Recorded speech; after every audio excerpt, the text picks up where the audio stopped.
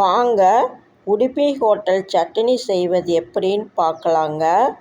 இட்லிக்கு தோசைக்கு தொட்டுட்டு சாப்பிட்டா ரொம்ப நல்லா இருக்கும். இப்போ எண்ணெய் ஒரு குழிக்கரண்டி விட்டுருக்கேங்க. எண்ணெய் காஞ்சதும் கருவேப்பிலை ஒரு கைப்பிடி போட்டுக்கலாம். 3 பச்சை மிளகாய் போட்டுக்கலாம். நல்லா வறுத்துக்கணுங்க. இப்போ 2 டேபிள் ஸ்பூன் வேர்க்கடலை போட்டிருக்கேன். நல்லா வறுத்துக்கணும்.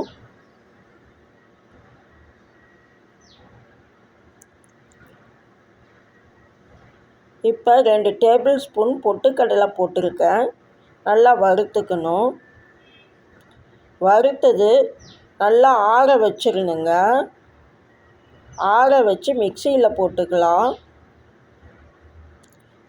அதில் அரை மூடி தேங்காய் துருவல் போட்டிருக்குங்க. புளி கொஞ்சமாக போட்டுக்கணுங்க. கொத்தமல்லி தழை ஒரு கைப்பிடி போட்டுக்கலாம். இஞ்சி ஒரு 2 துண்டு போட்டுக்கலாம். கல் உப்பு போட்டுக்கலாம். மிக்சியில் அரைச்சி பேஸ்ட் ஆக்கிக்கணுங்க.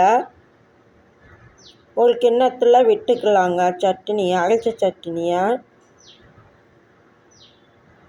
அதில் எண்ணெய், கடுகு, உளுத்தம்பருப்பு, காஞ்ச மிளகா, கருவேப்பிலை போட்டு தாளிச்சிக்கலாங்க. Udupi hotel chutney ready ஆயிடுச்சிங்க.